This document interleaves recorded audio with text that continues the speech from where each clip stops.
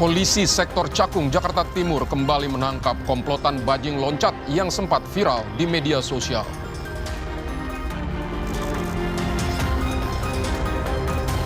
Pelaku naik ke atas truk saat arus lalu lintas macet dan mengambil serta menurunkan besi. Khawatir Pak, sangat khawatir kalau kita bawa barang-barang pabrik. Alasannya kenapa Pak? Ya kita kan kalau misalkan hilang satu apa dua supir ya itu ya. Oh itu gantinya ke supir ya?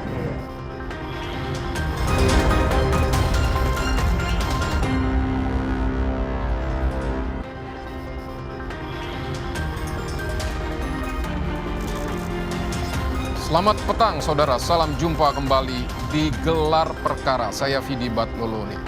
Pada Rabu siang 24 Januari di Jalan Raya Bekasi KM 21, komplotan bajing loncat beraksi. 4 pelaku bajing loncat bekerja sama mencuri muatan truk yang melintas pelan di tengah padatnya lalu lintas. Aksi mereka sempat direkam sopir truk lainnya dan viral di media sosial. Kurang dari 24 jam, polisi menangkap para pelaku. Ulah bajing loncat meresahkan sopir truk.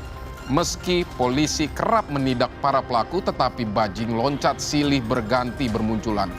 Lantas, kenapa para bajing loncat tak jera mengulangi perbuatannya? Kami akan mengupasnya dalam Gelar Perkara pekan ini, ancaman bajing loncat.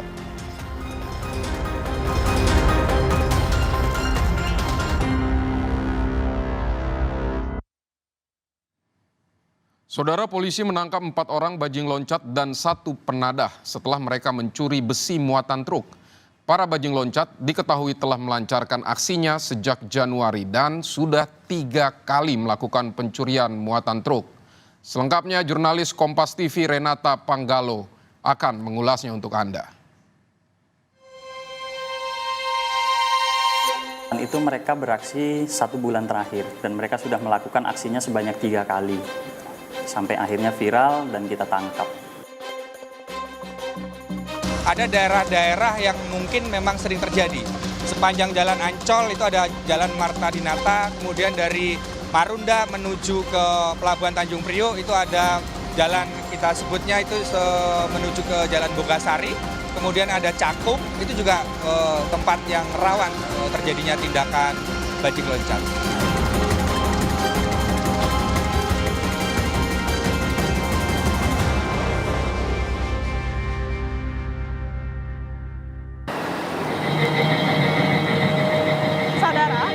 Cakung menangkap 5 orang bajing loncat karena mencuri barang muatan truk saat kemacetan di sekitar halte Transjakarta Tipar Cakung yang mengarah ke Pulau Gadung.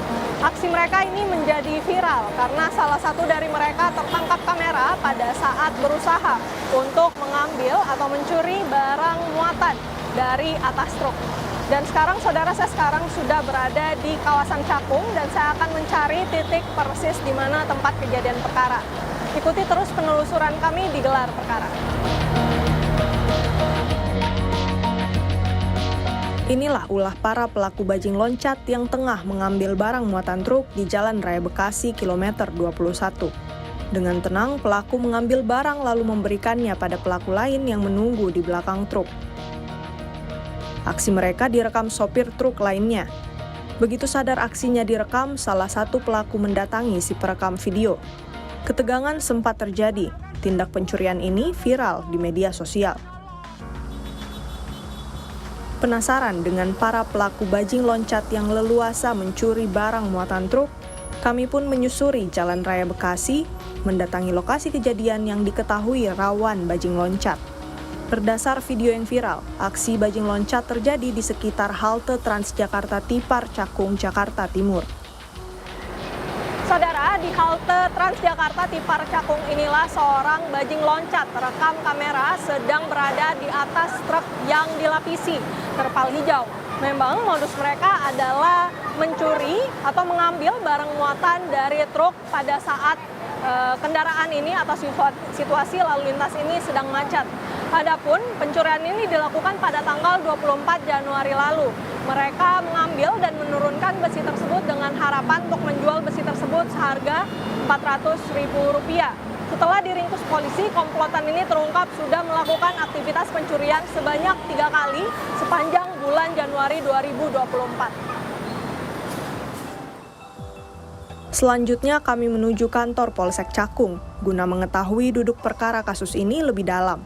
Polisi menyebut bajing loncat ini beraksi ketika lampu lalu lintas berwarna merah. Saat kejadian, komplotan bajing loncat ini mencuri 4 potong besi. Polisi berhasil menangkap para pelaku kurang dari 24 jam. Terima kasih. Jadi kronologinya itu kami mendapatkan informasi setelah viral di media sosial tanggal 25 Januari sekitar pukul 08 pagi ya. Setelah mendapat informasi tersebut, kami langsung memerintahkan anggota di lapangan untuk profiling lokasi maupun pelaku di sekitar, dan tidak sampai 12 jam, kurang lebih tepatnya pukul 15 atau 16 sore, kami berhasil mengamankan 4 pelaku serta 1 penadah dari pelaku bajing loncat ini. Mereka kronologisnya adalah melakukan aksinya ketika lampu merah sedang traffic light sedang lampu merah, macet kondisi, kemudian mereka naik ke atas truk, kemudian mengambil barang. Pada saat itu barang yang diambil adalah besi, berupa besi sebanyak 4 potong. Dalam menjalankan aksinya, para pelaku yang terdiri atas 4 orang ini berbagi peran. Awalnya mereka mengincar truk bermuatan yang berjalan pelan karena lalu lintas padat. Berikutnya 1 pelaku mengejar dan menaiki truk, sementara pelaku lain di belakang truk mengawasi keadaan. Begitu mengambil beberapa barang, pelaku memberikan pada pelaku lain, lalu kabur. Barang hasil curian dijual ke penadah. Berdasar pemeriksaan, diketahui para pelaku bukan sindikat besar. Keempat pelaku merupakan warga sekitar TKP yang saling mengenal. Berdasarkan pemeriksaan, tidak ada sindikat mereka, hanya mereka memang berteman. 4 pelaku ini sama-sama kenal, kemudian mereka acak saja menjual hasil pencuriannya ini ke salah satu orang ini yang kita tetapkan sebagai penadah. Mereka random ya, maksudnya apapun barang yang mereka kira pada saat itu, apa saja mereka ambil gitu, tidak spesifikasi hanya khusus besi gitu, tidak. Polisi menyimpulkan, modus komplotan bajing loncat ini melakukan pencurian saat lalu lintas sedang macet, sehingga truk berjalan pelan. Lalu dengan leluasa mengambil barang apa saja yang bisa dijual kembali. Uang dari hasil penjualan barang kemudian mereka gunakan untuk kebutuhan sehari-hari. Mereka melakukan aksinya pada saat kondisi lalu lintas macet, kemudian mereka naik, mengambil barang-barang sebisa apa yang mereka ambil, kemudian mereka langsung pergi gitu. Dan itu mereka beraksi 1 bulan terakhir, dan mereka sudah melakukan aksinya sebanyak 3 kali. Sampai akhirnya viral dan kita tangkap. Betul, mereka kami tanyakan bahwa hasil dari penjualan barang-barang itu mereka gunakan untuk kebutuhan sehari-hari, untuk makan minum mereka sampaikan. Baru-baru ini, kami menemui Ketua Perkumpulan Sopir Trailer Tanjung Priok, Bangkit Agung. Lelaki 40 tahun ini mengaku kerap melihat para pelaku bajing loncat mencuri barang muatan truk.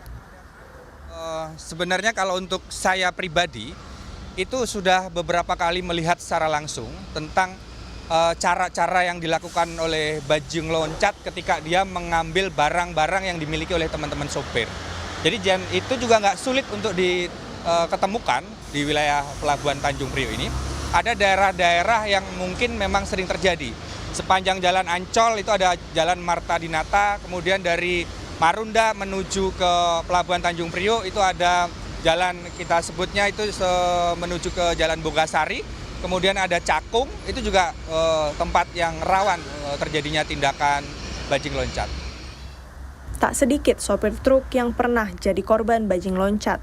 Mirisnya, saat jadi korban pencurian mereka dituntut bertanggung jawab atas barang yang hilang. Ketika mengirim dan mendistribusikan barang, teman-teman ini ketika barangnya diambil oleh bajing loncat atau asmoro, kadang-kadang teman-teman sopir sendirilah yang dia mempertanggungjawabkan atas barang yang itu hilang. Jadi ketika si pemilik barang ngeklaim kepada jasa angkutan itulah kemudian mengeklaim kembali kepada si sopirnya. Harapannya saya sebagai pengemudi ya, ada jaminan dari pemerintah. Karena kita itu mengirim barang itu selama ini tidak ada jaminan. Sedangkan jiwa kita itu terancam sama bajing loncat. Ya jelas resah karena kan Tanjung Priok ini adalah ruang kerja buat para pengemudi ya, terutama di sektor transportasi itu sangat merugikan gitu loh. Merugikan di pihak perusahaan dan juga pihak pengemudi gitu loh. Fenomena bajing loncat kian meresahkan. Meskipun polisi telah berulang kali mengungkap kasus dan menindak para pelakunya, namun para komplotan bajing loncat ini masih terus mengincar truk di jalan. Lantas mengapa peristiwa ataupun aksi bajing loncat ini terus berulang dan bagaimana cara mengantisipasi serangan dari bajing loncat? Tetap saksikan di Gelar Perkara.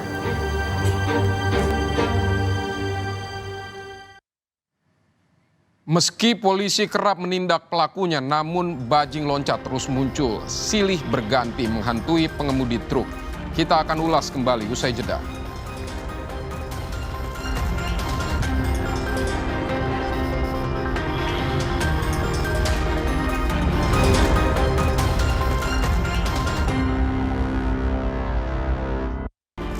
Terima kasih Anda kembali di Gelar Perkara. Saudara, aksi bajing loncat di Cakung, Jakarta Timur turut mendapat sorotan pengamat. Mengapa kasus bajing loncat terus berulang? Adakah cara mengantisipasinya? Jurnalis Kompas TV Renata Panggalo kembali akan mengulasnya untuk Anda.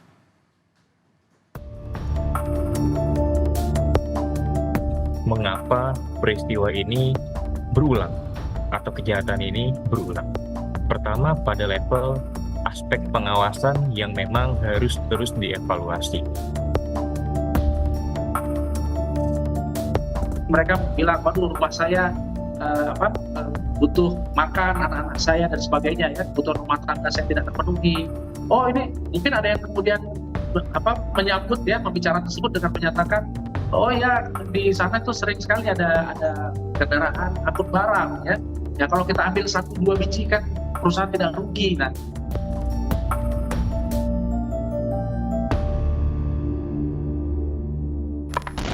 Sejak Januari lalu, Polsek Cakung mencatat sebanyak 3 kali serangan yang dilakukan oleh komplotan bajing loncat yang viral mengambil besi dari truk di tengah kemacetan. Namun tidak hanya di Cakung saja, fenomena bajing loncat ini juga terjadi di kawasan industri dan pelabuhan seperti Tanjung Priok dan Bekasi. Sayangnya aksi bajing loncat ini sulit untuk diberantas lantaran sopir yang menjadi korban ini jarang melapor. Ditambah lagi, kondisi ekonomi atau faktor ekonomi menjadi alasan mengapa pelaku mengulangi perbuatannya. Lantas bagaimana analisis dari para ahli terkait dengan fenomena bajing loncat ini? Tetap saksikan di Gelar Perkara. Kasus bajing loncat bukanlah hal baru. Kasusnya terjadi di berbagai daerah. Di Jakarta, video viral bajing loncat kerap bermunculan. Para pencuri muatan truk ini biasa muncul di sekitar pelabuhan dan kawasan industri. Meski polisi kerap menindak pelakunya, namun bajing loncat kembali muncul silih berganti. Polisi menyebut tak mudah menindak bajing loncat lantaran kebanyakan korban tak melapor. Kita juga mengidentifikasi kejadian, kita tarik ke 1 bulan terakhir saja, mereka melakukan aksi sebanyak 3 kali. Tapi karena yang pertama dan kedua belum viral, kemudian tidak ada istilahnya penegakan hukum karena kita juga tidak ada yang melaporkan, akhirnya mereka merasa ini aman gitu. Kriminolog Bakti Eko Nugroho menilai ada beberapa hal yang membuat bajing loncat terus berulang. Di antaranya, lemahnya pengawasan di lapangan dan kondisi ekonomi yang jadi motif pelaku. Mengapa peristiwa ini berulang atau kejahatan ini berulang? Kemudian kita tarik ke 1 bulan terakhir saja, mereka melakukan aksi sebanyak 3 kali. Tapi karena yang pertama dan kedua belum viral, kemudian tidak ada istilahnya penegakan hukum karena kita juga tidak ada yang melaporkan, akhirnya mereka merasa ini aman gitu. Kriminolog Bakti Eko Nugroho menilai ada beberapa hal yang membuat bajing loncat terus berulang. Di antaranya, lemahnya pengawasan di lapangan, dan kondisi ekonomi yang jadi motif pelaku. Mengapa peristiwa ini berulang atau kejahatan ini berulang? Pertama, pada level aspek pengawasan yang memang harus terus dievaluasi. Adanya penjagaan fisik itu efektif. Dia tidak hanya menghambat aksi pelaku, tapi juga bisa memotong intensi pelaku untuk melakukan aksinya. Kalau ada penjagaan, pelaku akan memperhitungkan kembali risikonya. Dia nanti kalau saya melakukan tertangkap atau tidak ya. Atau bahkan lebih dari itu. Kalau saya melakukan karena adanya pengawasan, baik itu dari penegak hukum ataupun masyarakat, saya bisa nggak ya menjadi sasaran amuk massa? Kontrol sosial yang efektif atau pengawasan yang efektif itu harus menjadi variabel pertama untuk dievaluasi. Di luar aspek pengawasan di lapangan, aspek pengawasan yang sifatnya situasional, ada isu yang juga mendasar, yaitu masalah kesejahteraan. Sebagian orang itu melakukan kejahatan karena terpaksa dan tidak ada pilihan lain yang halal untuk mencari penghidupan. Nah, sebagian orang itu kalau sudah lapar, kebutuhan mendesak, maka hitungannya itu bukan lagi pada risiko atau benefit, tapi hitung-hitungannya adalah untuk survive, untuk bertahan. Jadi apapun risikonya, untuk makan besok, untuk hidup hari ini, ya sudah tidak lagi diperhitungkan. Pada akhirnya adalah pengawasan perlu terus dievaluasi, perlu terus ditingkatkan, tapi yang namanya kesejahteraan itu harus dihadirkan, karena itu adalah root-nya. Parah. Kriminolog juga menyebut kecenderungan korban tidak melapor ke polisi lantaran nilai kerugian korban sedikit. Ditambah lagi, masih adanya isu ketidakpercayaan pada penegak hukum jadi sebab korban enggan melapor. Setidaknya ada dua hal, Mbak. Pertama adalah keduanya dari sisi korban. Pertama, jumlah atau nilai kerugian yang dianggap tidak seberapa. Barang yang dicuri itu dianggap bagian kecil dari keseluruhan muatan truk yang diambil oleh pelaku. Sehingga untuk melapor seringkali dianggap sebagai upaya yang tidak cukup bisa membawakan hasilnya. Dan juga ada anggapan kalau melapor pun tidak ada jaminan bahwa barang yang hilang itu akan kembali. Jumlah kerugian yang dianggap kecil ini kemudian mendemotivasi korban untuk melapor. Yang kedua, ada juga isu ketidakpercayaan pada penegak hukum. Ini isu distrust di banyak negara, termasuk kita, memang masih menjadi PR, menjadi problem. Kalau melapor, apa iya laporan ini akan diproses? Apa iya akan ada perbaikan pengamanan? Ketidakpercayaan masyarakat terhadap penegak hukum memang seringkali menjadi penyebab masyarakat urung atau enggan untuk menyampaikan kerugian yang dialaminya kepada penegak hukum. Dua hal ini saya rasa yang menjadi sebab mengapa masyarakat atau korban tidak serta-merta melaporkan kerugiannya kepada penegak hukum. Serangan bajing loncat biasanya dilakukan pada siang hari saat lalu lintas macet. Kondisi ini menguntungkan bajing loncat karena muatan truk dapat terlihat dan truk berjalan pelan. Meski pelakunya banyak, kejahatan bajing loncat tidak tergolong kejahatan terorganisir, tapi hanya kejahatan jalanan biasa. Saya sih belum melihat ini punya keterkaitan dengan satu kelompok besar ya, bukan satu kelompok yang memang begitu terorganisasi secara ekstensif ya. Ini lebih kepada kejahatan jalanan. Mungkin dia punya pembeli rutin, tapi pun jumlahnya juga saya rasa masih belum masuk ke dalam satu jumlah kerugian yang besar. Ini lebih kepada memang pelaku kejahatan jalanan yang aksinya itu untuk bertahan hidup dari hari ke hari. Pengamat sosial menilai, motif para pelaku bajing loncat selama ini hanya demi memenuhi kebutuhan sehari-hari. Mereka merupakan warga sekitar TKP yang bekerja sama mendapatkan barang yang bisa dijual. Mereka tidak berpikir panjang dan tidak menghitung resiko. Terbukti, kebanyakan bajing loncat melakukan kejahatannya secara terang-terangan pada siang hari. Ya, yang pasti tadi adalah keterdesakan ya, kebutuhan ekonomi ya, yang membuat kelompok-kelompok tadi itu akhirnya berpikir pintas ya, berpikir tidak berpikir panjang bahwa tindakan itu punya konsekuensi hukum ya. Tapi sekali lagi kalau seandainya tidak ada peluangnya, dorongan sebesar apapun tentunya tidak akan terwujud bagi tindakan kriminal seperti ini. Ya, jadi ini memang pertama ada kondisi ekonomi yang tidak baik-baik saja. Jadi kita lihat dari perspektif makro dulu, kemudian turun ke level meso ya, di level komunitas, di level area di mana para pelaku ini ada, gitu ya. Baru di level mikronya, di level di tingkatan kelompok kecil ya, di mana mereka berdiskusi, mereka bilang, waduh rumah saya butuh makan anak-anak saya dan sebagainya ya, kebutuhan rumah tangga saya tidak terpenuhi. Oh ini mungkin ada yang kemudian menyambut ya pembicaraan tersebut dengan menyatakan, oh ya di sana itu sering sekali ada kendaraan angkut barang ya. Ya kalau kita ambil 1-2 biji kan perusahaan tidak rugi. Nah, saya kira dari pembicaraan di tingkat mikro ini ya, itu berhubungan dengan tekanan-tekanan dari tingkat makro secara ekonomi yang buat mereka akhirnya akan ada terus dimanapun selama tekanan makronya itu selalu ada. Berbicara tentang bajing loncat tentu tidak terlepas dari aspek korban, yakni sopir truk yang seringkali harus mengganti kerugian perusahaan. Diharapkan setiap perusahaan wajib menyertakan asuransi untuk menjamin pengiriman barang muatan berjalan mulus, sehingga kerugian akibat serangan bajing loncat tidak dibebankan hanya pada sopir truk. Jaminan risiko pekerjaan ya. Jadi tidak melekat pada si drivernya, tapi melekat pada mekanisme kerja seorang supir gitu ya. Bahwa keamanan itu harus di tanda kutip ada asuransinya lah gitu ya, ada asuransi perjalanan gitu. Jadi seandainya terjadi risiko-risiko, misalnya ada kerugian, ada kesalahan dalam proses distribusi begitu, itu ada pihak lain yang kemudian memberikan jaminan agar diganti sesuai dengan perjanjiannya ya. Ada perhitungannya lah gitu.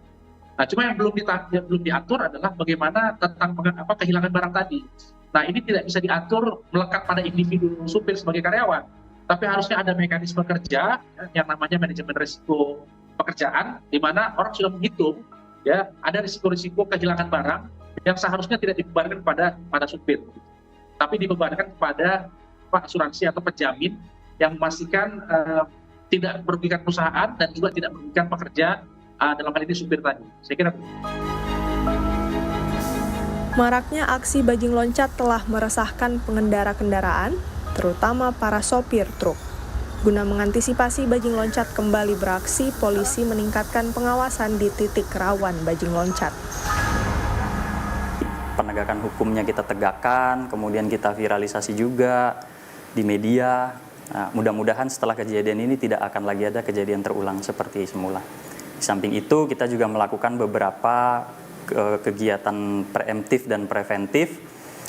Kita sambangin ke supir-supir truk untuk senantiasa apabila ada kejadian di lapangan atau kejadian apapun di jalan, monggo laporkan kepada kami di call center 110.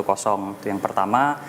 Kemudian kita juga melakukan kegiatan patroli yang lebih masif, signifikan di jam-jam rawan, di titik yang rawan bajing loncat tersebut. Gitu. Kita kerahkan petugas patroli sabara kita di situ. Bagi masyarakat agar tak mudah jadi sasaran kejahatan bajing loncat, ada beberapa langkah yang bisa Anda lakukan, yakni dengan memasang kamera pemantau di bagian belakang truk. Jika melihat bajing loncat datang, Anda bisa menginjak rem untuk membuat mereka terkejut. Berikutnya, rekam dan viralkan serangan bajing loncat agar polisi dapat segera menangkap mereka. Lalu lapor polisi melalui saluran aduan yang tersedia jika Anda menjadi korban bajing loncat. Tentunya kami menghimbau kepada para supir untuk senantiasa berhati-hati dalam mengendarai, terutama di titik-titik rawan ya, yang seperti di cakung lampu merah ini, mengantisipasi apabila ada sesuatu langsung bisa kontak kami di 110 call center, atau juga dengan membuka handphone, memvideokan, itu juga sangat efektif dan antisipasinya gitu. Di samping itu juga tentunya saling berkomunikasi antar supir-supir yang lain supaya saling mengingatkan, saling menghimbau agar senantiasa berhati-hati. Potong lo sama dia lo, sadis gak lo? Sadis gak lo? Kasus bajing loncat di Cakung yang viral di media sosial mendapat sorotan publik.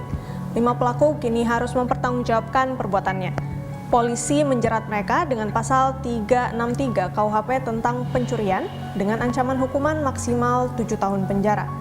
Mulai saat ini, mari bersama-sama kita berantas aksi bajing loncat. Caranya, jika melihat aksi mereka, rekam dan viralkan di media sosial agar polisi bisa segera menangkap para pelakunya. Renata Panggalo, Alfa Farid, Kompas TV, Jakarta.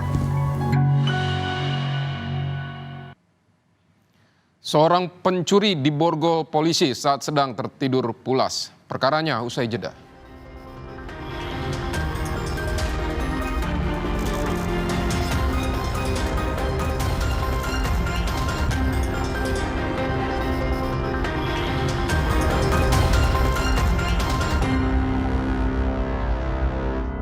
Vidi Batlolone masih bersama Anda di Gelar Perkara. Sebuah video aksi kekerasan yang dilakukan perampok terhadap korbannya beredar di media sosial.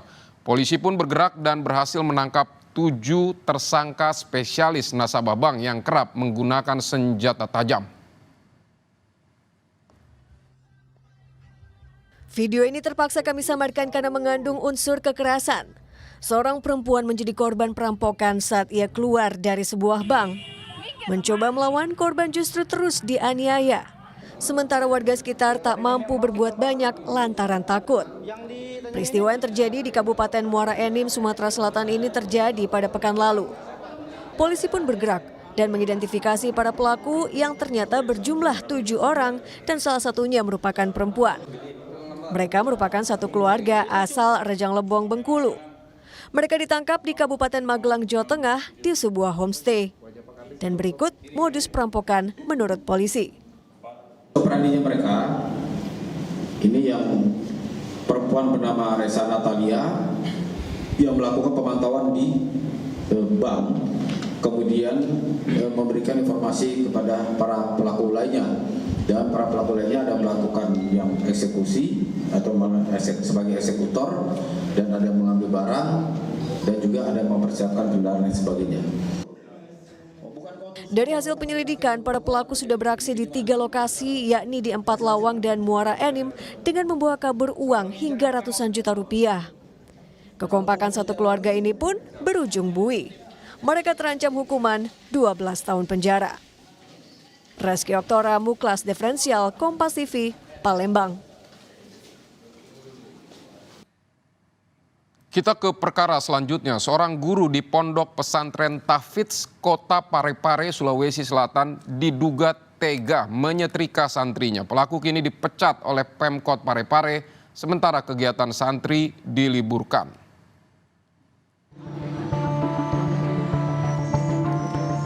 Peristiwa tak terpuji kembali terjadi di dunia pendidikan.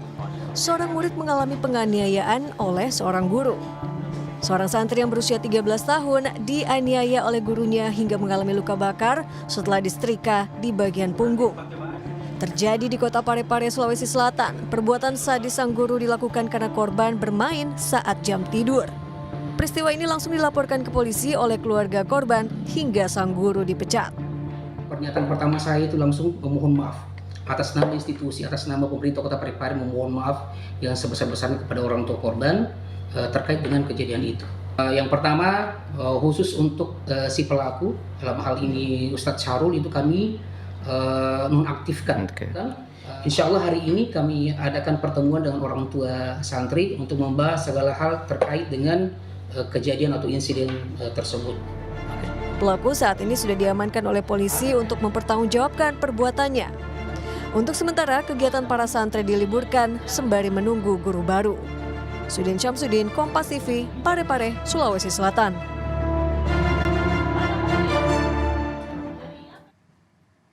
Seorang pencuri yang tengah tertidur pulas harus dikejutkan dengan kehadiran polisi yang langsung memborgolnya. Pencuri itu biasa mengambil becak motor di sekitar lingkungannya hanya untuk membuat warga ketakutan dan mengupahnya untuk menjaga malam. Bambang Supriyanto tak menyadari kehadiran para petugas kepolisian. Ia yang tengah tertidur nyenyak di sebuah rumah yang menjadi lokasi persembunyiannya ini tiba-tiba dibangunkan. Bambang pun hanya bisa pasrah saat polisi memborgol tangannya. Ia pun langsung digiring oleh polisi untuk menjalani pemeriksaan. Bambang rupanya hanya satu dari 7 pencuri becak motor yang kerap beraksi di kota Medan, Sumatera Utara. Namun bukannya menjual bentor untuk menghasilkan uang dan berfoya-foya, Bambang dan komplotannya sengaja menebar ketakutan di lingkungannya agar warga mau mengupah mereka untuk menjaga lingkungan mereka di malam hari. Padahal mereka sendirilah yang berbuat onar. Dia melakukan pencurian ini dengan bersama 6 orang temannya, ya, saudara R, saudara D, saudara D, saudara RT, dan saudara H. Polisi kini tengah memburu 6 pelaku lain yang identitasnya sudah diketahui. Sementara Bambang kini harus mendekam di penjara untuk mempertanggungjawabkan perbuatannya. Ferry Irawan, Kompas TV, Medan, Sumatera Utara. Seorang remaja nekat menganiaya ayah tirinya di Garut, Jawa Barat. Hal ini dilakukan pelaku lantaran sakit hati melihat korban kerap menyiksa sang ibu.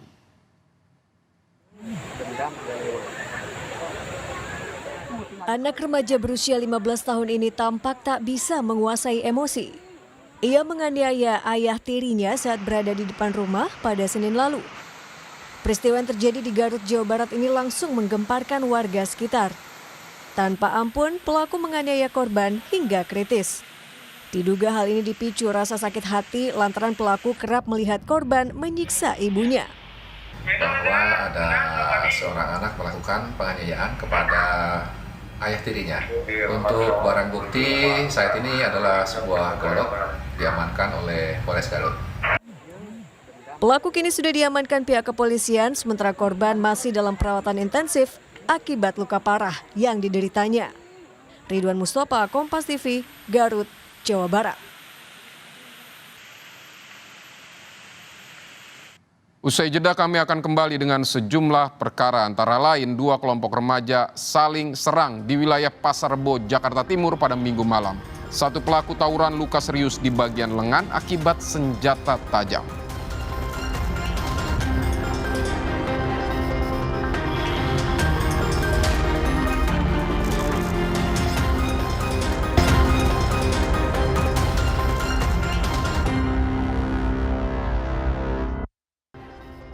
Terima kasih Anda masih di Gelar Perkara. Saudara, kami telah mengumpulkan sejumlah perkara dalam sepekan yang terjadi di tengah masyarakat. Di antaranya perkelahian 2 kelompok remaja yang menyebabkan 1 korban mengalami luka parah di bagian lengan akibat senjata tajam. Berikut kumpulan perkara yang kami gelar untuk Anda.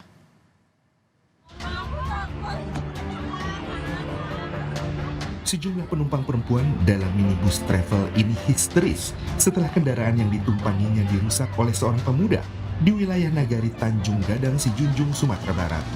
Belum diketahui motif dari perusakan kendaraan travel yang melintas. Namun akibat perusakan ini menyebabkan kaca pada bagian kemudi rusak. Saat ini kedua belah pihak telah berdamai secara kekeluargaan. Seorang pria lansia diamuk warga setelah ketahuan melakukan aksi pencabulan terhadap anak di bawah umur di wilayah Matraman, Jakarta Timur. Warga yang geram dengan ulah pelaku langsung menghakimi pelaku. Guna kepentingan penyidikan pihak berwajib, pelaku telah diamankan pihak Polres Jakarta Timur.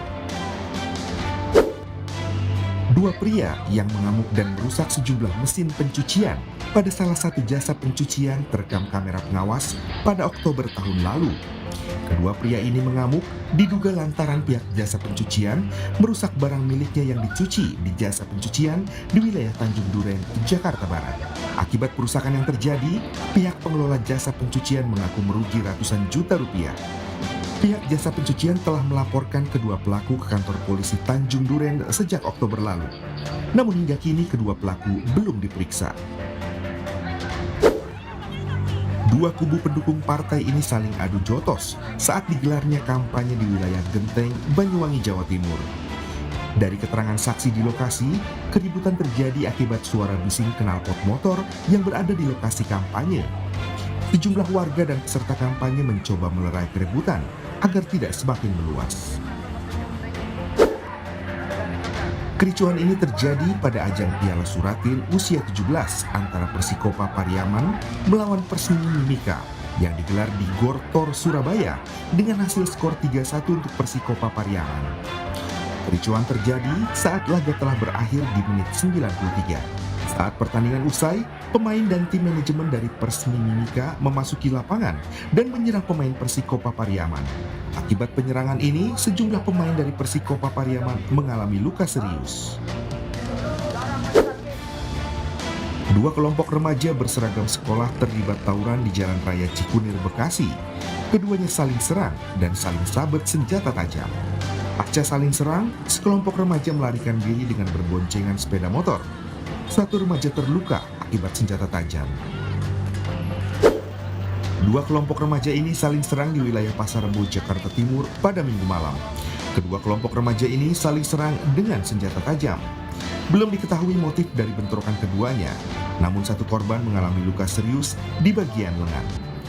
Satu pelaku tawuran masih diburu polisi dan 4 orang pelaku tawuran lainnya telah diamankan. Bupati dan Wakil Bupati Rokan Hilir Riau nyaris baku hantam di acara pelantikan kepala desa di wilayah Pekaitan, Rokan Hilir Riau. Awalnya, keduanya terlihat saling bersih tegang saat duduk bersebelahan.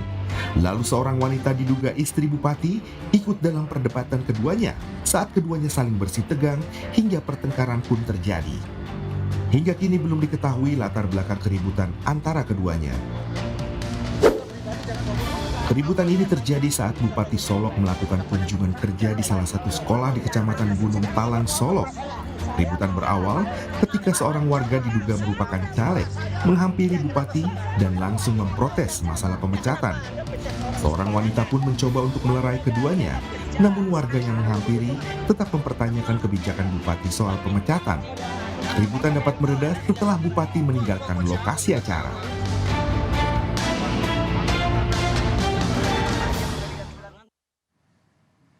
Saudara, demikianlah kami akhiri gelar perkara hari ini. Sampai jumpa pada gelar perkara pekan depan. Jangan lupa kami akan terus menggelar perkara setiap pekannya dengan lengkap dan mendalam. Hanya di Kompas TV, independen, terpercaya. Saya Vidi Batlolone pamit. Sampai jumpa.